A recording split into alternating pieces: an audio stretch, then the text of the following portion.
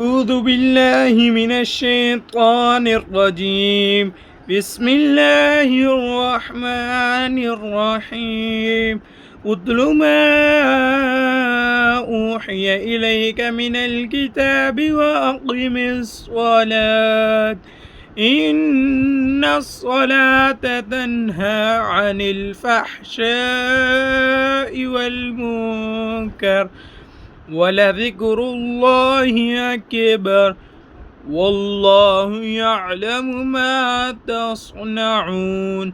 ولا تجادلوا أهل الكتاب إلا بالتي هي أحسن إلا الذين ظلموا منهم فقولوا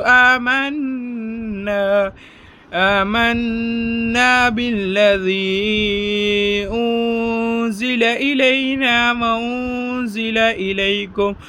وأنزل إليكم وإلهنا وإلهكم واحد